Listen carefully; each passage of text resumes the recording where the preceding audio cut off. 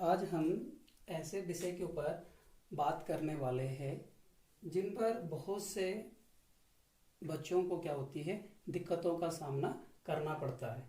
ठीक है, और वो उसे क्या करते हैं, समझने की बजाय उसको रटने की कोशिश करते हैं, और जब एग्जाम हॉल में जाते हैं तो वो वहाँ पे उसे भूल जाते हैं और अच्छी तरह से उसे कर नहीं पाते। तो आज हम उसी टॉपिक पे बात करने वाले हैं जिसका नाम है सीमांत उपयोगिता और कुल उपयोगिता में संबंध। इससे पहले वाली वीडियो में मैं सीमांत उपयोगिता और कुल उपयोगिता दोनों के बारे में बता चुका हूं, और आज हम जानेंगे कि इन दोनों में क्या संबंध होता है।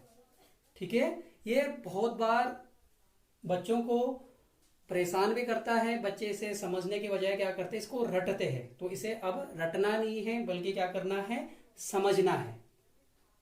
ठीक है, चलो शुरू करते हैं वीडियो। तो सबसे पहले आपको क्या करना है, इसमें जब आप सीमांत उपयोगिता और कुल उपयोगिता में संबंध को बताओगे तो सबसे पहले आपको एक तालिका बनानी इस तरह से। ठीक है, पहले आपने लिखना है वस्तु x की इकाई, मतलब जिस वस्तु की इकाई का आप क्या कर रहे हो, उपभोग कर रहे हो। ठीक है, यहां पे उनकी संख्या लिखनी है, और जहां तक आप उपभोग करते हैं वहां तक, जहां तक आप उन वस्तुओं का उपभोग करते हैं वहां तक इनकी संख्या लिखनी है, और उस वस्तु की इकाई से प्राप्त होने वाली सीमांत उपयोगिता को आपको यहां पे लिखना है। और उसके बाद कुल उपयोगिता क्या होती है, योग होती है सीमांत उपयोगिता का, उसको आपको यहां पे लिखना है। जैसे आपने वस्तु x की पहली इकाई का क्या किया, उपभोग किया, और उससे आपको सबसे ज्यादा उपयोगिता मिली।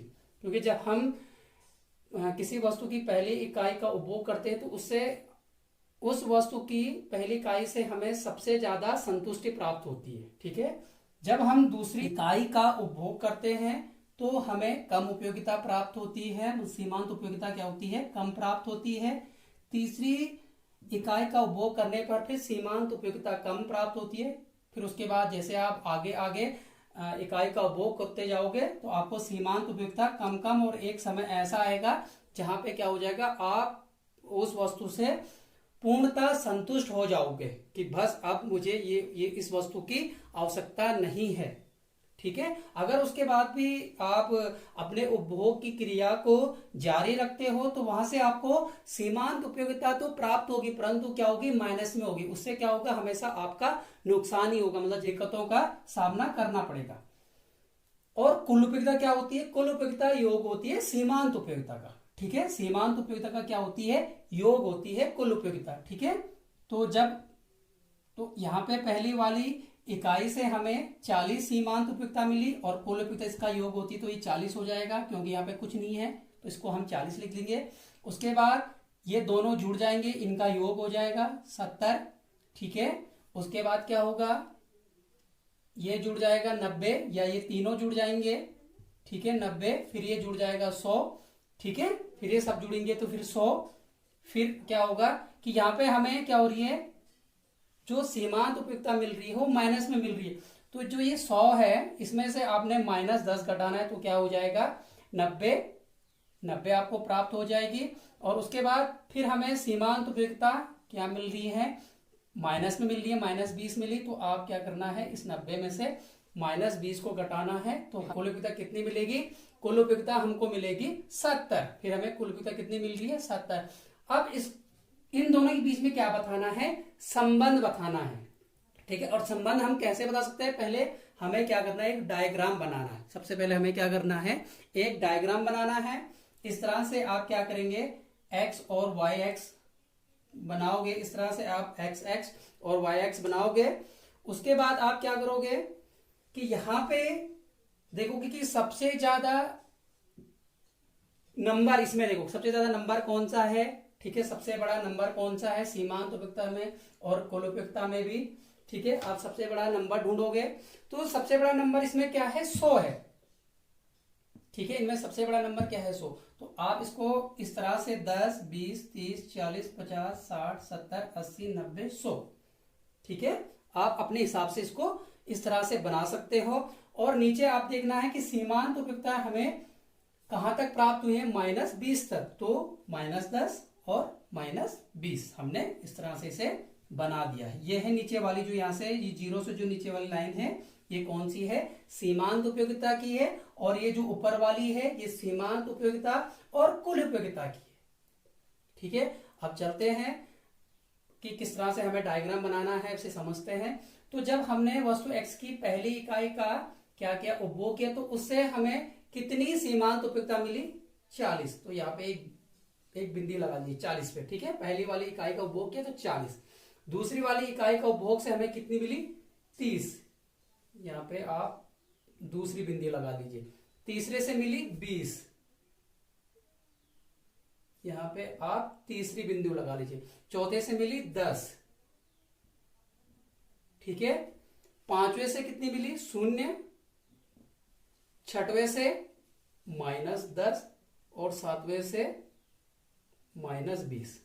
ठीक है, अब क्या करना है, इसे सीधी रेखा इस तरह से मिला लेना इनको। ठीक है, इस तरह से इसे मिला लेना है।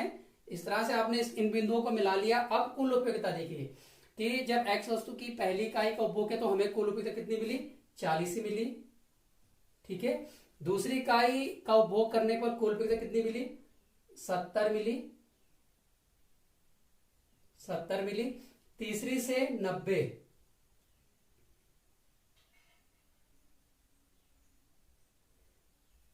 चौथी से 100, पांचवी से भी 100, छठवीं से 90 और सातवीं से 70। ठीक है, और इसको भी इस तरह से मिला लेना है। इस तरह से आप इसको मिला लोगे तो ये हो गया आपका सीमांत उपयोगिता और कुल उपयोगिता में संबंध का डायग्राम। ठीक है, संबंध का डायग्राम हो गया है ये आपका। इन बिंदुओं का आप नाम दे दीजिए, इसको आप A, इसको B। ठीक है, इस तरह से आप नाम दे दीजिए इनको। इसको C, MU बोलते हैं इस वाली लाइन को। जो ये वाली लाइन है इसे ये MU है, और ये TU होता है। ये जो यहां से है ये लाइन, इसे हम TU, मतलब ये कुल उपयोगिता है, टोटल यूटिलिटी। ये है टोटल यूटिलिटी और ये है मार्जिनल यूटिलिटी। ठीक है, टोटल यूटिलिटी और मार्जिनल यूटिलिटी इनको। ठीक है, तो यहां पे आप देखिए कि यहां पे कुल उपयोगिता जहां पे सबसे ज्यादा होती है वहां पर आपकी जो सीमांत उपयोगिता होती है वो 0 होती है। ठीक है, जहां पर कुल उपयोगिता क्या होती है, सबसे ज्यादा होती है, वहां पर सीमांत उपयोगिता क्या होती है, 0 होती है। वहां पर हमारी जो सीमांत उपयोगिता है वो कैसी होती है, 0 होती है। पांचवें बिंदु पर आप देख सकते हैं कि कुल उपयोगिता क्या है, सबसे ज्यादा है, और वहां पर सीमांत उपयोगिता क्या है, हमारी 0 है।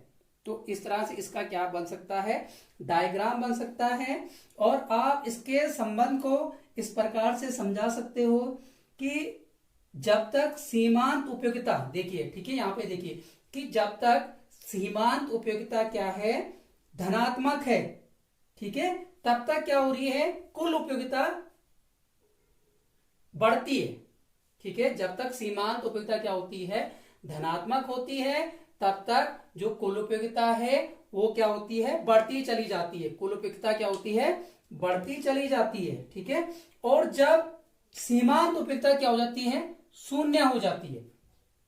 जब सीमांत उपयोगिता 0 हो जाती है तब कुल उपयोगिता क्या होती है, अधिकतम होती है। ठीक है, यहां पे आप देख लीजिए कि यहां पे क्या है कि आपकी सीमांत उपयोगिता क्या है, 0 है। ठीक है, तो कुल उपयोगिता क्या है, सबसे ज्यादा है।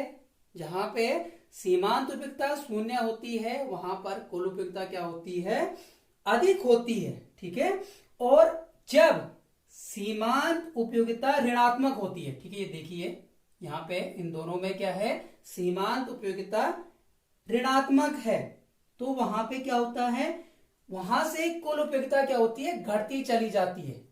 ठीक है, देख लीजिए कि कुल उपयोगिता क्या हो रही है, वहां पे घट रही है, तो वहां पे क्या होती है, कुल उपयोगिता घटती चली जाती है। बच्चों, अब आप सीमांत उपयोगिता और कुल उपयोगिता के संबंध को कैसे लिखेंगे।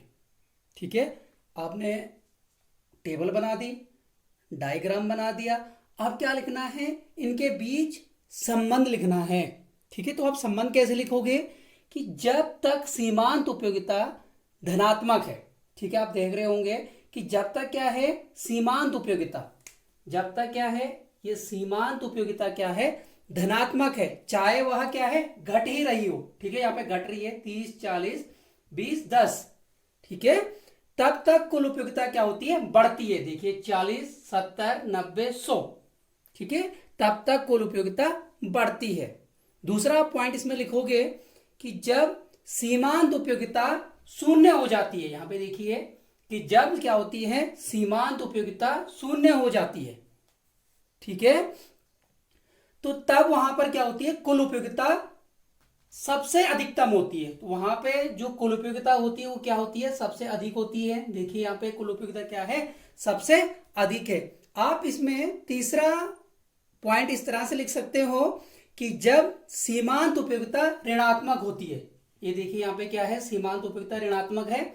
जब सीमांत उपयोगिता ऋणात्मक हो जाती है तो तब कुल उपयोगिता क्या होती है, घटती जाती है। ठीक है, यहाँ पे देखिए पहले यहाँ पे 100 था, फिर 90 हो गया, फिर 70 हो गया, तो यहाँ पे क्या हो गया, जो कुल उपयोगिता है वो क्या हो रही है, घट रही है।